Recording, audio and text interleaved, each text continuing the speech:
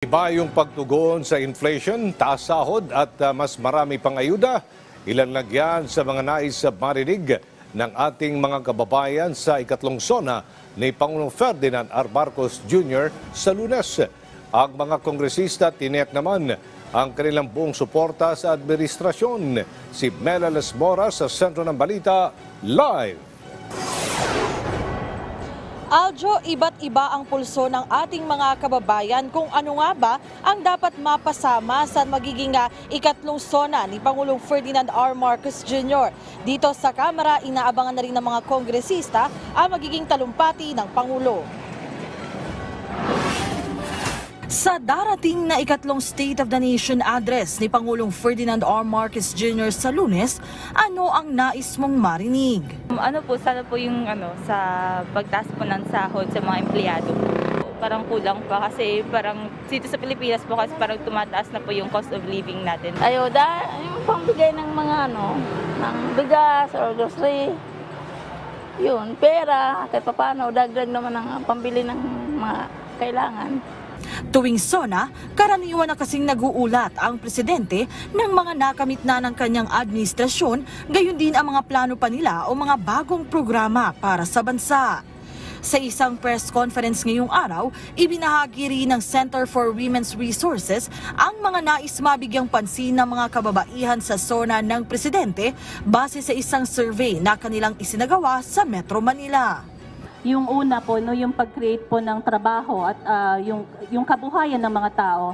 Yung pangalawa po ay yung high prices, yung mataas po na mga presyo ng bilihin at kahit hindi lang po bilihin to, maski po yung mga services at mga utilities at binabanggit actually yung sa mga na-interview namin, ang lagi nilang binabanggit ay yung presyo ng bigas. Kamakailan lang, halos ganito rin ang lumabas sa survey ng Pulse Asia Research nang tanungin nila ang mga respondents sa iba't ibang panig ng bansa kung ano ang nais nilang matalakay sa sona ng presidente. Kung ang mga mambabatas mula sa Kamara ang tatanungin, nakaabang na rin sila sa magiging talumpati ni Pangulong Marcos. At pagtitiyak nila, buo ang suporta ng Kongreso sa pagtupad ng mga hangarin ng administrasyon para sa Pilipinas. I'm sure meron din dyan yung mga accomplishments sa Pangulo from the last time na he made the SONA speech niya, may mga accomplishments. Pero what we really want to hear, yung taong bayan, kahit kami sa Kongreso, yung solutions ng gobyerno para if there's anything that he wants, the executive wants help from Congress, from the legislative, then we can react and we can do something. Remember, the president was successful in making this issue not just limited between China and the Philippines, but he was able to make it as top priority agenda in the talks of all nations involved in the security and peace in the Indo-Pacific region. Ang iba pang kongresista naman, ipinasilip na rin ang mga kasuotan nila para sa SONA.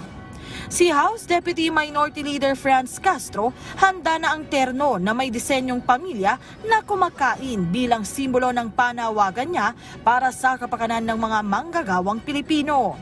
Habang si Gabriela Party List Representative Arlene Brosas naman, lakas ng kababaihan ang ibibida sa kanyang Filipiniana.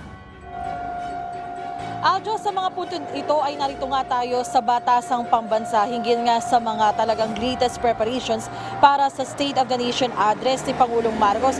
Makikita nyo nga sa aking likuran, talagang nakabandera na ngayon lang yan, Aljo, no? Nakabandera na yung malaking tarpaulin ng SONA 2024 at dito sa paligid ng Batasan Complex, kapansin-pansin yung mahigpit na seguridad.